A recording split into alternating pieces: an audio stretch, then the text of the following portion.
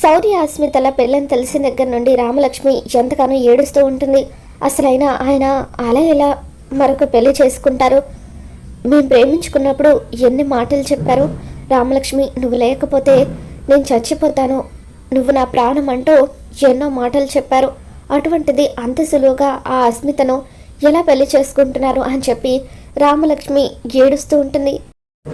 ఆయన నన్నంత మోసం చేసిన తర్వాత కూడా నేనెందుకు ఆయన గురించి ఆలోచిస్తున్నాను అంటే, శౌర్య సార్ని నేను ఇంకా ప్రేమిస్తున్నానా? భగవంతుడా, ఏంటి నాకు ఈ పరీక్ష అని చెప్పి రామలక్ష్మి ఎంతగానో బాధపడుతూ ఉంటుంది. మరోపక్క ఆద్య శౌర్య రమ్మని చెప్పడంతో ఇక గుడికి వస్తుంది. అలా ఆద్య గుళ్ళోకి వెళ్తూ ఉంటే అప్పుడు శేషు, ఆదిత్య ఇద్దరు కూడా ప్రభాస్తో, రే ఇంకెప్పుడు రా తనను నువ్వు కిడ్నాప్ చేసేది అని చెప్పి అంటూ ఉంటారు. సార్, గుళ్ళోపలికి వెళ్ళిందంటే ఖచ్చితంగా మళ్ళీ బయటికి వస్తుంది కదా, ఏదో ఒక టైంలో మనకి దొరకకపోదు. మీ అబ్బాయితో ఆ ఆద్య పెళ్లి జరిపించే బాధ్యత నాది, నన్ను నమ్మండి అని చెప్పి ప్రభాస్ అంటూ ఉంటాడు. ఇక మనసులో ఎలాగైనా సరే ఈ ఆద్యను కిడ్నాప్ చేసి ఆ ఆదిత్య పక్కన కూర్చోబెట్టి పెళ్లి జరిపించాలి, అప్పుడే నాకు రావాల్సిన డబ్బులు వస్తాయి, అలాగే ఆ రఘురామ్ కుటుంబం మీద నా పగ కూడా తీరుతుంది అని చెప్పి ప్రభాస్ మనసులో అనుకుంటాడు. మరో పక్క ఆద్య శౌర్యకు ఫోన్ చేస్తుంది. సార్, ఏంటి సార్, అవతల రామలక్ష్మి పెళ్లి జరగబోతుంది, మీరు ఈ టైంలో అర్జెంటుగా ఇక్కడికి రమ్మన్నారేంటి అని చెప్పి అంటూ ఉంటే, ఆద్య వచ్చేసావా, ఉండు నేను ఇప్పుడే వస్తున్నాను అని చెప్పి శౌర్య అస్మితతో, మా ఫ్రెండ్ ఒకరు వచ్చారట, నేను ఇప్పుడే వెళ్ళి కలిసి వస్తాను అని చెప్పి అంటూ ఉంటే, ఓకే సార్ అని చెప్పి అస్మిత ఇక్కడ తన ఫ్రెండ్స్తో మాట్లాడుతూ ఉంటుంది. శౌర్య బయటకు వచ్చి ఆద్యని కలుస్తాడు. ఇక ఆద్యను పక్కకు తీసుకుని వెళ్తాడు.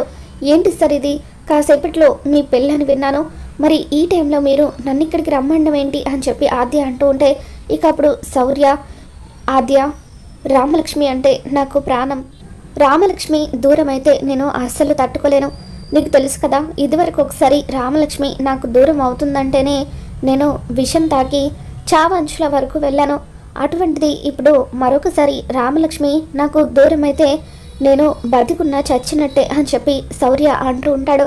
మరి రామలక్ష్మి మీద ఇంత ప్రేమను ఉంచుకొని ఎందుకు సార్ మీరు తనని ఇంత దారుణంగా మోసం చేశారు, ఇప్పుడు అస్మితని పెళ్లి చేసుకోవడానికి ఎందుకు సిద్ధపడ్డారని చెప్పి ఆద్య ప్రశ్నిస్తూ ఉంటుంది. ఇక అప్పుడు శౌర్య, రామలక్ష్మిని నేను ఇంకా ప్రాణం కంటే ఎక్కువగా ప్రేమిస్తున్నాను ఆద్య, కానీ ఆ అస్మిత చేసిన కుట్ర వల్ల మా మధ్య అపార్థాలు వచ్చాయి.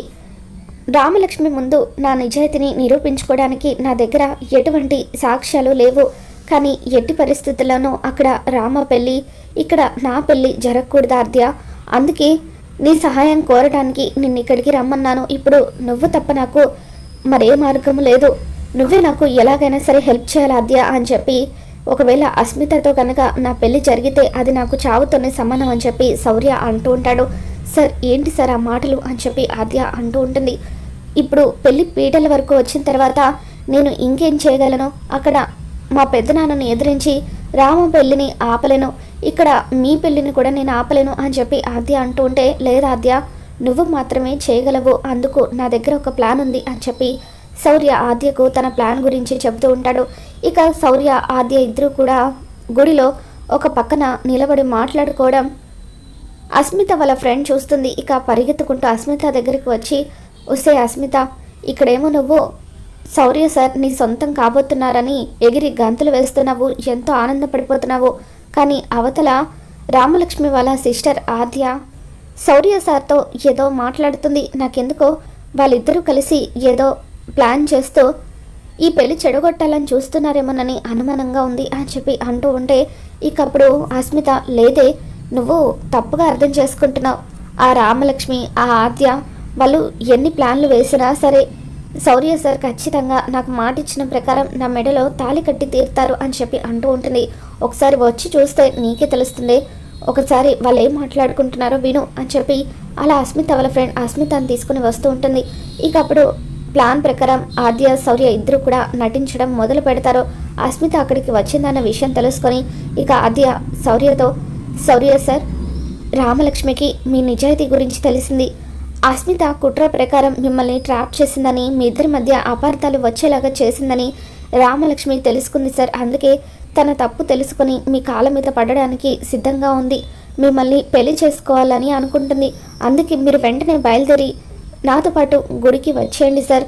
అక్కడ మా పెద్దనాన్నగారు మీకు రామలక్ష్మికి పెళ్లి జరిపిస్తారు అని చెప్పి ఆద్య అంటూ ఉంటుంది. ఇక దొంగచాటుగా వాళ్ళిద్దరి మాటలు విన్న అస్మిత ఒక్కసారిగా షాక్ అవుతూ ఉంటుంది. ఇదేంటి, నేను చేసిన కుట్రలన్నీ బయటపడిపోయాయా? అసలు ఎటువంటి సాక్ష్యం లేకుండా చేశాను కదా, మరి అలా ఎలా బయటపడ్డాయని చెప్పి ఇక వచ్చి, ఏంటి ఆద్య నువ్వు ఈ టైంలో ఇక్కడికి వచ్చి శౌర్య సార్ మనసు మార్చాలని చూస్తున్నావా? సార్ తాళి కట్టడానికి టైం అవుతుంది, పదండి సార్, పంతులు గారు మిమ్మల్ని రమ్మని పిలుస్తున్నారు అని చెప్పి అస్మిత శౌర్యని పిలుస్తూ ఉంటుంది. ఇక దాంతో శౌర్య, ఒక్క నిమిషం అస్మిత, ఈ పెళ్లి జరగడం లేదు అని చెప్పి అంటూ ఉంటాడు.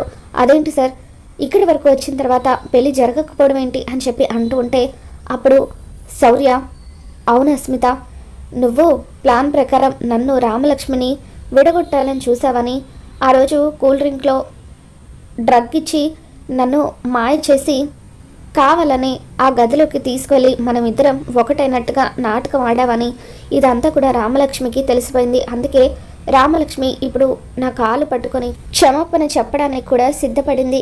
నన్ను పెళ్లి చేసుకోవాలని అనుకుంటుంది. అందుకే నేను కూడా రామలక్ష్మిని పెళ్లి చేసుకుందామని అనుకుంటున్నాను.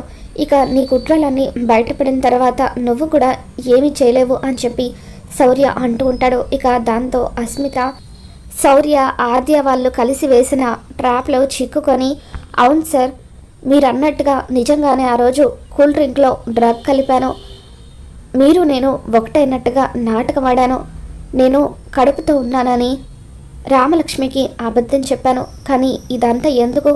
మీ మీద ప్రేమతోనే కదా సార్, దయచేసి నా ప్రేమను అర్థం చేసుకోండి. నేను ఏం చేసినా సరే మీ మీద ప్రేమతోనే చేశాను. ఇప్పుడు ఇక్కడి వరకు వచ్చిన తర్వాత మీరు నాతో పెళ్ళి వద్దనుకుంటే నా జీవితం నాశనం అయిపోతుంది. ఎవరు కూడా నన్ను పెళ్లి చేసుకోవడానికి ముందుకు రారు. ప్లీజ్ సార్, దయచేసి నా జీవితాన్ని నాశనం చేయొద్దు. జరిగిందేదో జరిగిపోయింది. ఎలాగో రామలక్ష్మికి వాళ్ళ బావకి పెళ్లి ఫిక్స్ చేశారు కదా, మనం ఇక్కడ పెళ్లి చేసుకుందాం రండి సార్ అని చెప్పి అస్మిత శౌర్యను చెయ్యి పట్టుకొని తీసుకువెళ్తూ ఉంటే ఇకప్పుడు శౌర్య స్టాప్ ఇట్ అంటూ ఒక్కసారిగా అస్మిత చెంప పగలగొడతాడు. ఇప్పటి వరకు ఓపికగా నీతో పెళ్ళి ఇష్టం లేకపోయినా నేను పెళ్లి చేసుకుంటున్నట్టుగా ఎందుకు నటించానో తెలుసా? నా రామ కోసం, ప్రాణానికి ప్రాణంగా ప్రేమించిన రామని దూరం చేసుకోవడం నాకు ఇష్టం లేదు. అందుకే ఎలాగైనా సరే నువ్వు చేసిన కుట్రలన్నీ కూడా నీ నోటితోనే బయట పెట్టించాలని అనుకున్నాను. అందుకే ఆద్యతో కలిసి ప్లాన్ చేసి నీ నోటితోనే కుట్రలన్నీ కూడా బయట పెట్టించాను. ఇప్పుడు నువ్వు మాట్లాడిందంతా కూడా మొబైల్లో రికార్డ్ అయింది. ఇప్పుడు రామకి నా నిజాయితీని చూపించి రామని నేను పెళ్లి చేసుకుంటాను అని చెప్పి శౌర్య అంటూ ఉంటాడు. పద ఆద్య, వెళ్ళి రామకి ఈ వీడియో చూపిద్దామని చెప్పి శౌర్య అంటూ ఉంటాడు. అలా ఆద్య శౌర్య ఇద్దరు కూడా అక్కడి నుండి వెళ్తూ ఉంటే అస్మిత శౌర్యని బతిమలాడుతున్నట్టుగా నటిస్తూ ఉంటుంది.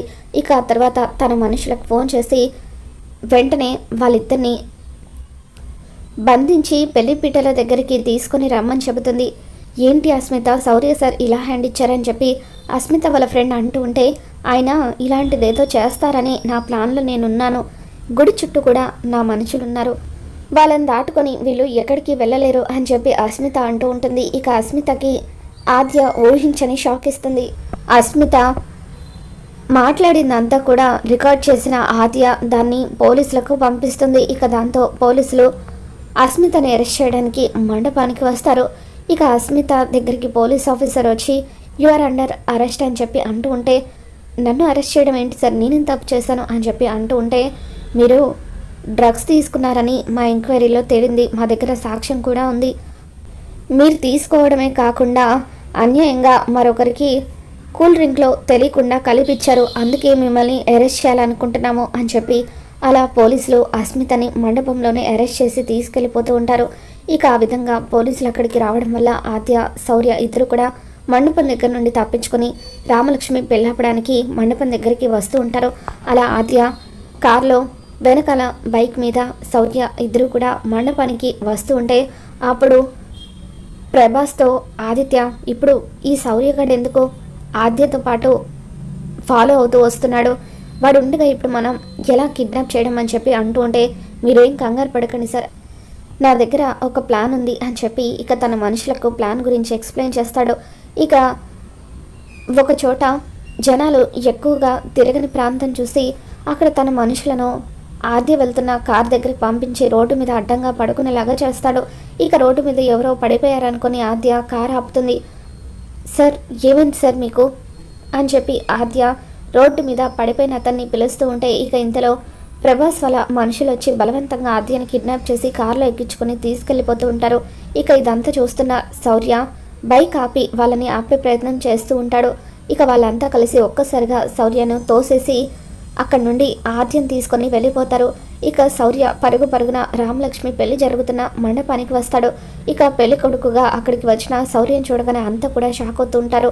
బాబు నువ్వేంటి ఇక్కడికి వచ్చావు అని చెప్పి రఘురామ్ అంటూ ఉంటే ఇక అప్పుడు రామలక్ష్మి ఇదేంటి శౌర్యం సరికి అస్మితకు పెళ్లి జరుగుతుంది కదా, మరి ఈ టైంలో ఈయన ఇక్కడికి ఎందుకు వచ్చినట్టు, మళ్ళీ ఏదైనా ప్లాన్తో వచ్చారా అని చెప్పి రామలక్ష్మి ఎందుకు వచ్చారు సార్, నేను సంతోషంగా ఉండడం మీకు ఇష్టం లేదా, ఇప్పుడు ఈ పెళ్లి కూడా చెడగొట్టడానికి వచ్చారా అని చెప్పి అంటూ ఉంటుంది. ఇక దాంతో శౌర్య లేదు రామా, నువ్వు నన్ను తప్పుగా అర్థం చేసుకుంటున్నావు. నిజానికి అస్మితని నేను పెళ్లి చేసుకోవాలనుకోలేదు.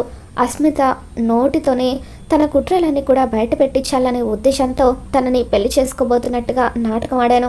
నిజానికి నేను పెళ్లి చేసుకోవాలనుకుంది నిన్నే. నువ్వంటే నాకు ప్రాణం రామా, నువ్వు దూరం అయితే నేను అస్సలు తట్టుకోలేను. అస్మిత చేసిన కుట్రలన్నిటికీ నా దగ్గర సాక్ష్యం ఉంది, కావాలంటే ఈ వీడియో చూడు అంటూ ఇక అలా శౌర్య ఆ వీడియోని రామకి చూపిస్తాడు. దాంతో రామలక్ష్మి ఒక్కసారిగా కుప్పకులి ఎంతగానో ఏడుస్తూ ఉంటుంది. నన్ను క్షమించండి సార్, దేవుడు లాంటి మిమ్మల్ని నేను అపార్థం చేసుకున్నాను అని చెప్పి రామలక్ష్మి శౌర్య కాళ్ళు పట్టుకోబోతూ ఉంటుంది. ఇక దాంతో రఘురామ్ జానకి ఇద్దరు కూడా షాక్ అవుతూ ఉంటారు. ఇక రామలక్ష్మి రఘురామ్ కాళ్ళ మీద పడి నన్ను క్షమించండి నాన్న, శౌర్య సార్ ఈ పెళ్ళి వద్దనేలాగా చేసింది నేనే, అసలు ఈ పెళ్ళి చెడిపోవడానికి కారణం కూడా నేనే. అస్మిత వేసిన వలలో చిక్కుకొని ఆ అస్మిత మాటల వల్ల నిజంగానే శౌర్య సార్కి తనకు సంబంధం ఉందేమో అనుకున్నాను. ఆ అస్మిత శౌర్య సార్ వల్ల గర్భవతిని అయ్యానని చెబితే అది కూడా నిజం అనుకున్నాను. అందుకే శౌర్య సార్ని నా చేతులారా నేనే దూరం చేసుకోవడానికి ఇల్లరికం రావాలనే కండిషన్ పెట్టాను నాన్న, దీని అంతటికీ కారణం నేనే, తప్పు చేశాను అని చెప్పి రామలక్ష్మి తన 2 చేతులతో 2 చెంపలు వాయించుకుంటూ ఉంటుంది. ఇక దాంతో రామలక్ష్మి అని చెప్పి శౌర్య అంటూ ఉంటాడు. ఇక జానకి రఘురామ్ ఇద్దరు కూడా చెరో వైపు నుండి రామలక్ష్మిని ఆపుతూ ఉంటారు. అమ్మ రామ, నువ్వేమీ బాధపడకు, నువ్వు కోరుకున్నట్టుగా నీ పెళ్ళి శౌర్యతోనే జరుగుతుంది అని చెప్పి అంటూ ఉంటాడు. ఇక ఆ తర్వాత శౌర్య సార్ మరొక విషయం, ఆద్యని ఎవరో కొంతమంది అక్కడ కిడ్నాప్ చేసి తీసుకెళ్ళిపోయారు సార్ అని చెప్పి అంటూ ఉంటే ఏంటి శౌర్యను అనేది, ఆద్యని కిడ్నాప్ చేశారా అని చెప్పి రఘురామ్ అంటూ ఉంటాడు. ఎక్కడ, ఎవరు వాళ్ళు అని చెప్పి అడుగుతూ ఉంటే ఏమో సార్, వాళ్ళంతా కూడా కాషాయపు వస్త్రాలు ధరించి స్వామీజీ లాగా ఉన్నారు అని చెప్పి అంటూ ఉంటే ఇక దాంతో శ్రీను పదండి మావయ్య వెళ్ళి నా ఆద్యని కాపాడదాం అని చెప్పి అంటూ ఉంటాడు. ఇక అలా అంతా కలిసి ఆద్యని కాపాడడం కోసం అని చెప్పి వెళ్తూ ఉంటారు. రఘురామ్ శౌర్య ఇద్దరు ఒక బైక్ మీద, అలాగే శ్రీను ఒక బైక్ మీద అలా ఆద్యను సేవ్ చేయడానికి వెళ్తూ ఉంటారు. మరోపక్క ప్రభాస్ ఆద్యని నోరు మూసి బలవంతంగా కిడ్నాప్ చేసి పెళ్లి సెటప్ చేసిన ఒక చోటుకి తీసుకొని వెళ్తాడు. ఇక అక్కడికి వెళ్ళిన తర్వాత బలవంతంగా ఆద్య నోరు మూసి ఆదిత్య పక్కన పీటల మీద కూర్చోబెడతాడు. ఇక దాంతో ఆదిత్య అంకుల్ ఏంటిది అని చెప్పి అంటూ ఉంటే ఈరోజే నీకు ఆదిత్యకి పెళ్లి జరగబోతుందమ్మా అని చెప్పి శేషు అంటూ ఉంటాడు.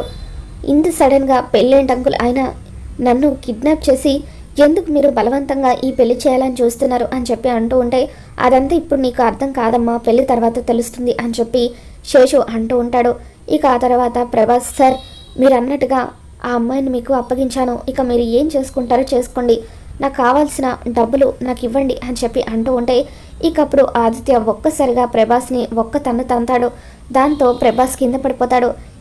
ఏంటిది, డబ్బులు ఇస్తానని చెప్పి ఇప్పుడు ఇలా బిహేవ్ చేస్తున్నారు అని చెప్పి ప్రభాస్ అంటూ ఉంటే ఏంట్రా నీకు డబ్బులు ఇచ్చేది, ఆ రోజు వీడియో తీసింది నువ్వని మాకు తెలియదు అనుకుంటున్నావా, వీడియో తీసింది నువ్వేనన్న విషయం మాకు ఎప్పుడో తెలుసు, డబ్బులు లేవు ఏం లేవు, మర్యాదగా ప్రాణాలతో ఉండాలంటే ఇక్కడ నుండి వెళ్ళు అని చెప్పి అంటూ ఉంటే ఇకప్పుడు ప్రభాస్ ఆద్యతో, ఆద్య, ఆ రోజు మీ నాన్నను నీళ్ళల్లోకి తోసి చంపింది శ్రీను కాదు, ఇదిగో ఈ ఆదిత్య శేషు అని చెప్పి ప్రభాస్ ఆద్యకి నిజం చెప్పేస్తాడు. ఇక దాంతో ఆద్య షాక్తో, ఏంటి ఇదంతా నిజమా? ఆదిత్య, మా నాన్నను నీళ్ళలోకి తోసింది నువ్వా?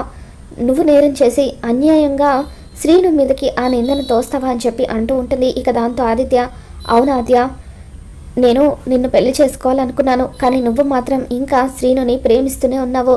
ఎలాగైనా సరే ఆ శ్రీనుని నువ్వు ద్వేషించేలాగా చేయాలనుకున్నాను. అందుకే నిన్ను ఎలాగైనా సరే సొంతం చేసుకోవడానికి నేను ఇలా చేశాను. అయినా ఎలాగో కాసేపట్లో నీ మెడలో నేను తాళి కట్టబోతున్నాను, మనమిద్దరం ఒకటవ్వబోతున్నాం, ఇంకా ఎందుకు ఆ విషయం గురించి ఆలోచిస్తావు అని చెప్పి అలా ఆదిత్య బలవంతంగా ఆద్య మెడలో తాళి కట్టబోతూ ఉంటే అప్పుడు ఆదిత్య చెంప పగలగొట్టి అక్కడ నుండి పారిపోవడానికి ప్రయత్నిస్తూ ఉంటుంది. ఇక దాంతో ఆదిత్య మనుషులు అంతా కూడా ఒక్కసారిగా అలా ఆద్యను పారిపోకుండా గట్టిగా పట్టుకొని తీసుకొచ్చి బలవంతంగా పీటల మీద కూర్చోబెడతారు.